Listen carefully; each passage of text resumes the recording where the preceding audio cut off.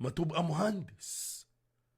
الممرضين ما تبقى دكتور. الممرضين هناك قضيت وقت كبير جدا في الخرا المستشفيات، يقول لك بيطلع ميتين ابوهم بس الدكتور بيطلع ميتين ابوه برضه بس بيعمل فلوس اكتر. طب ما تروح تدرس، ما الحقد والخرا ده ما تروح تعمل. اعمل اعمل بدل ما انت عمال ترغي على الميتين امك. اعمل.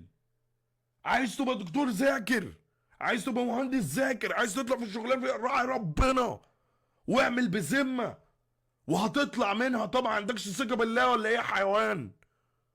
بس كل اللي بتاخده ايه؟ ناس في شغلها ما بتأديهوش بذمه ومفيش ايمان، فيطلع ايه؟ انا بقى ايه؟ يطلع ميتين امي. واخد بالك؟ الحاجه اللي بتاخد ساعه تاخد مني اسابيع وايام. ليه؟ ليه؟ عشان الناس مش شايفه شغلها. ايه الخرا ده؟ حاجه تقرف.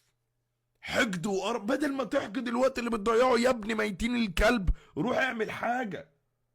ما انت بتعمل منين؟ ما هو لنفسك.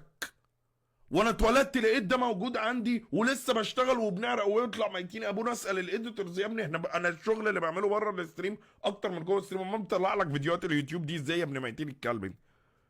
ها؟ احنا بنقعد نذاكر.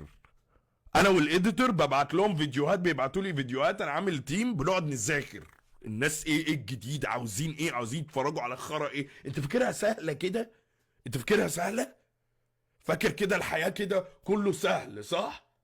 فاكر كده ايه؟ انا لما هفتح ستريم ماشي يا ابن ميتين الكلب انت، اللي هو ايه؟ واخد بالك؟ هروح افتح ستريم كده يلا خلاص ابقى قاعد على كورس. ما تروح يا اخويا تجرب وتفتح ستريم وتشوف الدنيا عامله ازاي.